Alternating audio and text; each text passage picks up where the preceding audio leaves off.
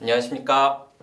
이베스트 투자증권 염동찬입니다. 7월 29일 빠르고 간단한 시황 시작하도록 하겠습니다. 어제 뉴욕 증시 혼조세로 마감했습니다. 나스닥은 상승하긴 했는데요. S&P 500과 다우지수는 하락하는 모습을 보였습니다. 이유는 몇 가지로 설명드릴 수 있을 것 같은데요. 일단 어제 중요한 키포인트 두 가지 먼저 말씀을 드려야 될 것 같습니다. 먼저 FOMC가 있었고요. 두 번째로 기업들의 실적이 나왔었는데 전반적으로 잘 나왔습니다. 이 두 가지가 어제 뉴욕 증시 방향성을 설명하는 가장 중요한 포인트가 될 거라고 생각을 하고 있는데요.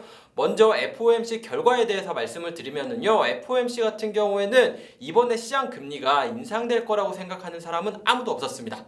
이번에 기준금리 그대로 유지가 됐고요. 테이퍼링 규모 역시 테이퍼링이 아니라 그 자산 매입 규모 역시 유지할 거다라고 발표를 했습니다. 테이퍼링에 대한 언급이 나오지 않을까라고 생각을 했었는데 일단 FOMC 성명문을 보면은 경기에 대한 판단 같은 경우가 어느 정도 개선이 됐고요. 코로나 확산에도 불구하고 경기가 재개되면서 인플레이션이라든지 고용의 목표치를 향해 가고 있다. 이런 긍정적인 문구가 들어왔습니다. 파월 의장 같은 경우에도 기자회견에서 경기가 개선되고 있다, 인플레이션과 고용이 개선되고 있다라고 얘기하기는 했는데 아직 테이퍼링을 논할 정도로 이 목표치에 도달하지는 않은 상황이다. 아직 갈 길이 멀다. 이 정도로 코멘트를 했다라고 보시면 될 것 같아요.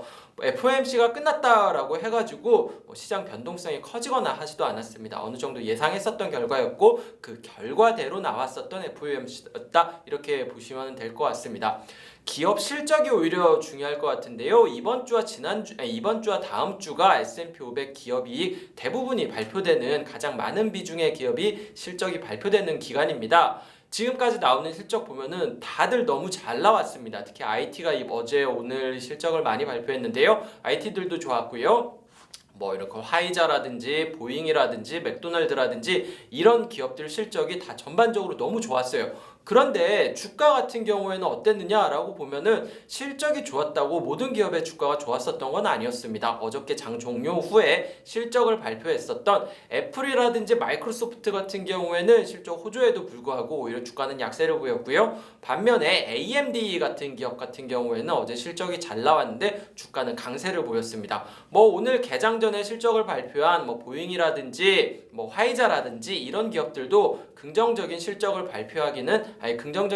발표하고 주가도 괜찮기는 했는데요. 맥도날드 같은 데는 그렇게 주가가 좋지는 않았습니다. 그만큼 지금이 뭔가 매크로 변수로 의해서 변하는 시장보다는 좀 기업 이슈, 개별 이슈로 종목 위주로 좀 움직이는 시장이라는 특징을 좀 보여주는 게 아닌가라고 생각을 하고 있고요. 어제 같은 경우에는 IT 같은 경우에도 좀 강세를 보이는 게 계속해서 실적에 대한 피크아웃 논란이 나오고 있다는 점 이거를 좀 생각을 해보시면 될 것 같고요.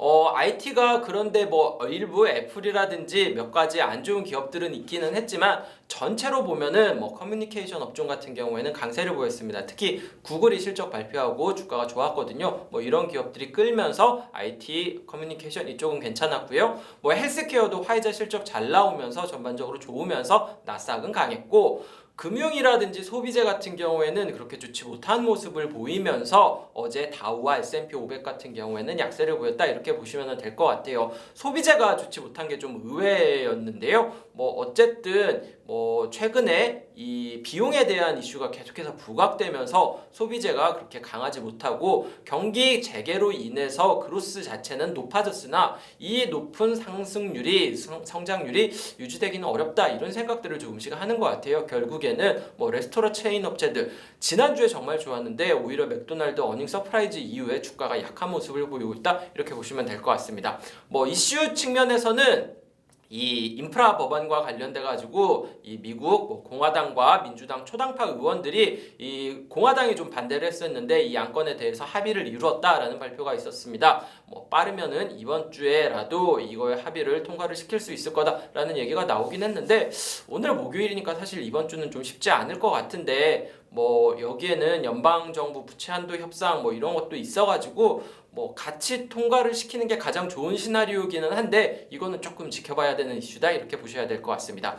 종목 쪽에서는 세 가지 정도 말씀을 드려야 될 것 같은데요. 일단 화이자 같은 경우가 긍정적인 실적을 발표하면서 주가가 굉장히 좋았습니다. 화이자 같은 경우에는 이 백신 판매가 굉장히 좋았다라고 얘기를 했고요. 당연히 이 백신 판매가 좋았다라는 얘기 들으니까 다른 백신 판매들 업체들 역시 주가 실적 잘 나오겠지라는 기대감이 커졌습니다. 그러면서 노바백스라든지 뭐 바이오엔테크라든지 이런 기업들 주가가 전반적으로 좋았었던 점이 첫 번째 특징이고요. 두 번째 같은 경우에는 에너지 기업들이 전반적으로 좋았습니다. 에너지 기업들이 좋았었던 이유는 유가가 올랐기 때문인데 원유 재고가 계속해서 감소하는 모습을 보이면서 유가가 2주 최고치 수준까지 올라갔습니다. 그러면서 에너지 기업들이 업종별로는 그 수익률 1위를 기록했습니다. 그만큼 좋았었던 거고요. 마지막으로 주가가 하락한 기업들 중에서는 아까 잠깐 말씀드리긴 했는데 레스토랑 체인 업체들이 주가가 별로 좋지는 않았습니다. 스타벅스가 실적을 발표했는데요.